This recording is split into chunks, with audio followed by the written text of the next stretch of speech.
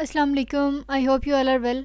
So continuing with the series of data structures, आज हम lecture number 22 start करने लगे हैं।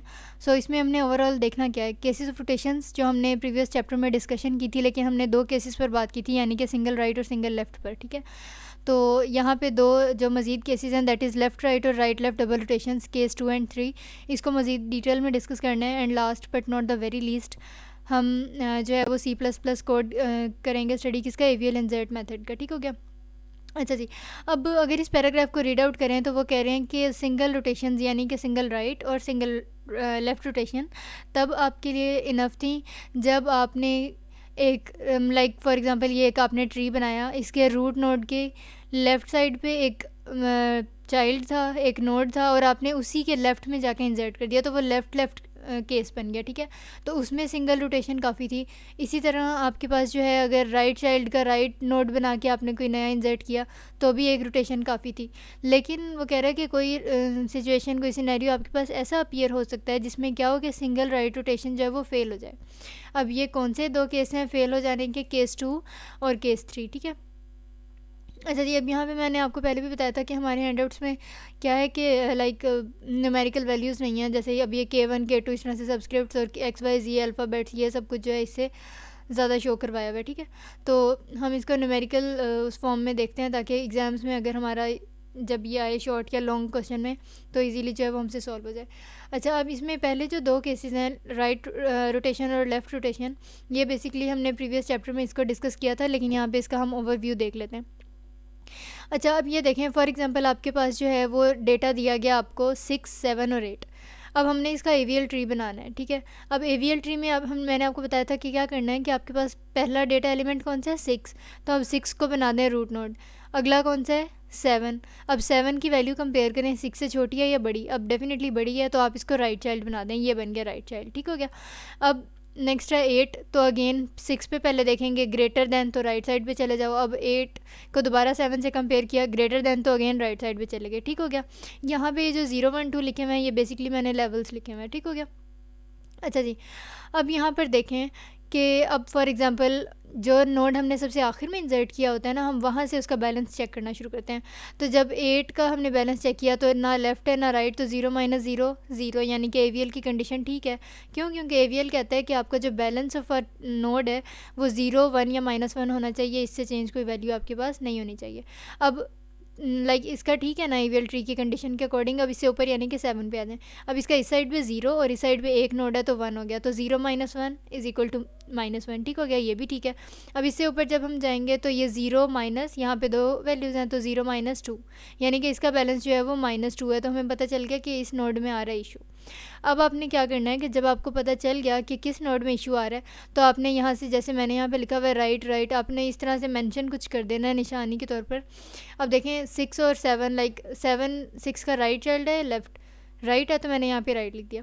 फिर 7 और 8, तो 8 राइट चाइल्ड है 7 का या लेफ़्ट, तो राइट है तो मैंने लिख दिया।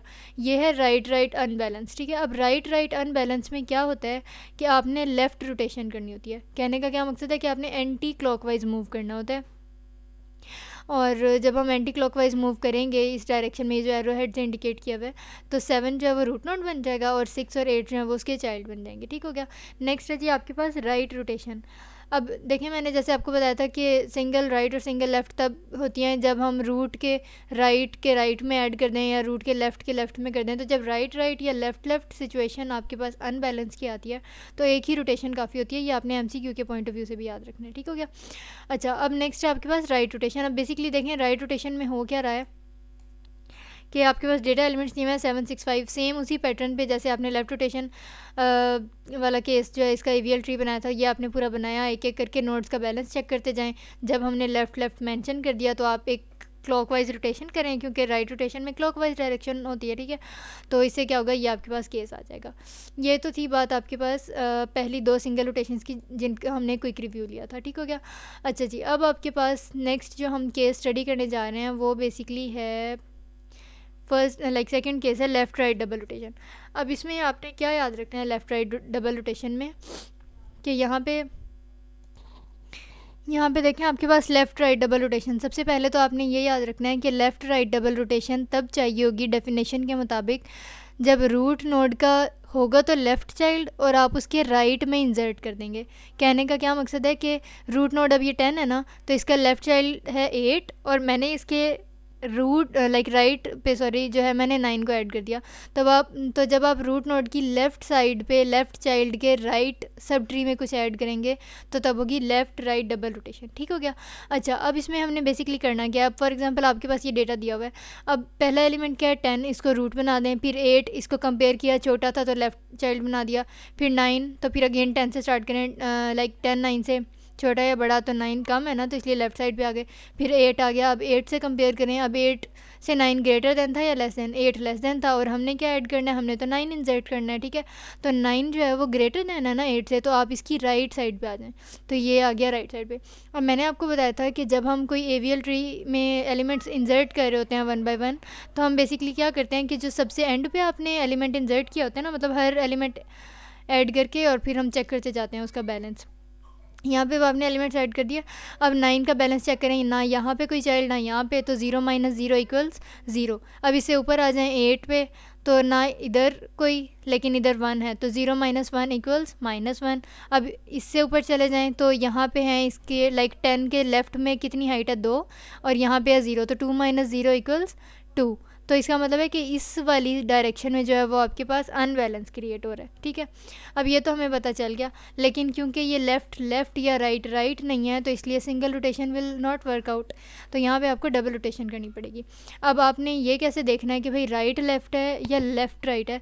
आपने ये देखना है कि अगर फॉर एग्जांपल अगर लेफ़्ट चाइल्ड है रूट का और फिर उसकी राइट में इंसर्ट किया हुआ है तो होगी लेफ़्ट राइट, यानी कि पहले लेफ़्ट आ रहा है और फिर राइट। ठीक है, इसी तरह अगर तो राइट चाइल्ड में लेफ़्ट पे इंसर्ट किया होता फिर हम कहते हैं कि नहीं यहाँ पे तो राइट लेफ़्ट होनी है। तो फिलहाल हम यहाँ पे क्या स्टडी कर रहे हैं, हम लेफ़्ट राइट स्टडी कर रहे हैं। ठीक हो गया। अच्छा, अब यहाँ पे देखें कि अब मैंने आपको ये तो बता दिया कि यहाँ पे 2 रोटेशंस करनी है। अब हमें ये कैसे पता चलेगा कि उन 2 रोटेशंस में से पहले कौन सी करनी है और बाद में कौन सी करनी है। तो देखिए नेम से ही पता चल रहा है कि लाइक लेफ़्ट राइट है ना, तो पहले आपने करनी है लेफ़्ट रोटेशन और उसके बाद करनी है राइट रोटेशन। ठीक हो गया। अब लेफ़्ट रोटेशन में बेसिकली क्या करना है, हमने इस LR यानी कि लेफ़्ट राइट को किसी तरह से किसी सिनेरियो के मुताबिक लेफ़्ट राइट को पहले आपने इस लेफ़्ट में बदल देना है। ठीक हो गया। तो लेफ़्ट में लाइक बदलने के लिए हम क्या करेंगे, हम पहले जो है वो इसको लाइक ये जो 9 और 8 की वैल्यूज़ है ना, हम इनको स्वैप कर देंगे। स्वैप करने को कहते हैं लाइक शफल कर देंगे, इंटरचेंज कर देंगे, बदल देंगे, एक दूसरे के साथ एक्सचेंज कर देंगे। तो जब मैंने 9 और 8 पे जो है वो स्वैप किया, रोटेशन की यहाँ पे लेफ़्ट रोटेशन, तो क्या हुआ 9 8 की जगह पे चला गया और 8 जो है वो 9 की जगह पे चला गया और ये अरेंज भी हो गए। ठीक हो गया। तो ये थी लेफ़्ट रोटेशन। अब क्योंकि हम डबल रोटेशन पढ़ रहे हैं और अभी हमने सिर्फ लेफ़्ट रोटेशन को कवर किया है और यहाँ पे देखें अगेन ये लेफ़्ट वाला केस बन गया, तो अभी बैलेंस्ड तो नहीं है ना, तो एक रोटेशन तो और करनी पड़ेगी। अब वो कौन सी और रोटेशन करनी पड़ेगी, definitely that is right rotation. तो अब राइट रोटेशन जो है वो कैसे करनी है, जब डेफिनेटली हमें पता है, हमने अभी थोड़ी देर पहले भी देखा कि जब लेफ़्ट केस हो, आपके पास लेफ़्ट अनबैलेंस्ड हो, तो तब आप राइट रोटेशन करते हैं, यानी कि क्लॉकवाइज डायरेक्शन में मूव करते हैं। ठीक है, तो जब हमने क्लॉकवाइज डायरेक्शन में मूव किया तो आपके पास क्या हुआ कि लाइक ये जो 9 था ना, ये बन गया रूट नोड। ठीक है, और 8 इसका लेफ़्ट चाइल्ड बन गया और 10 जो है वो आपके पास इसका राइट चाइल्ड बन गया। तो ये बेसिकली जो है वो लेफ़्ट राइट डबल रोटेशन थी।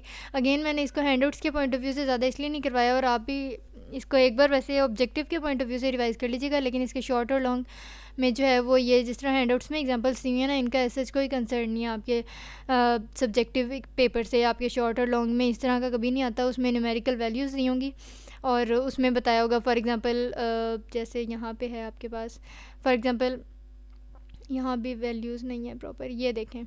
अब यहाँ पे फॉर एग्ज़ाम्पल इस तरह से आपको ट्री दिया होगा, कोई बिहेवियल ट्री, और उसमें अब देखें यहाँ पे ये लेफ़्ट चाइल्ड है, लाइक राइट चाइल्ड है और उसकी लेफ़्ट साइड में किया है, तो ये राइट लेफ़्ट है। फ़िलहाल ये केस हो रहा है, हम इसको नेक्स्ट पार्ट में डिस्कस करते हैं।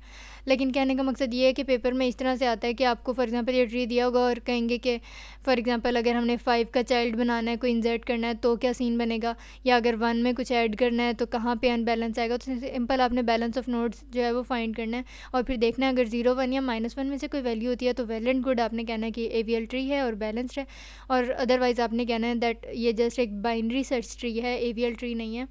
ठीक है, so that was all about part 1. If you are new to my channel, then don't forget to subscribe and hit the bell icon. Thank you.